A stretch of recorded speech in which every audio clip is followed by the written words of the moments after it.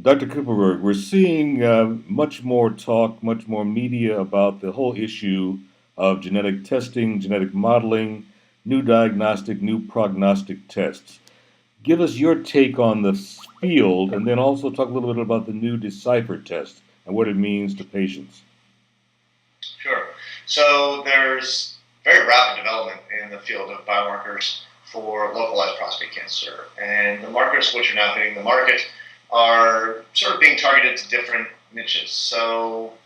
And those niches are really driven by what the clinical question is the marker is intending to help us address. So, for example, the question of whether a patient with what looks like clinically low-risk disease needs treatment or not, the genomic health test, which just came out earlier this year, is really sort of intended to answer that question. Decipher is asking a related question, looking at men with higher risk prostate cancer, trying to figure out who needs more aggressive treatment, who needs multimodal treatment. And in a sense, these are two sides of the same coin.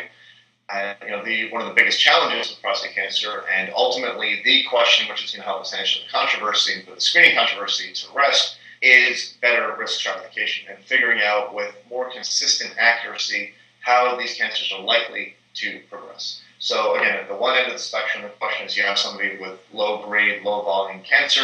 You need to know which of these are even really cancer. If you saw the paper that came out in JAMA earlier this week, maybe we shouldn't even be calling some of these things cancer, and maybe genetic information can help us determine which ones are not truly malignancies and should be called something else.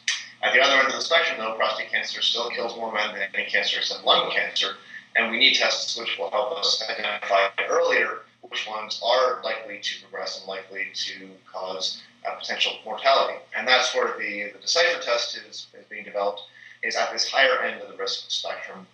And the goal is trying to help figure out which men really need an aggressive approach, need a multimodal approach to their cancer, and who won't necessarily be cured with just one treatment. Excellent.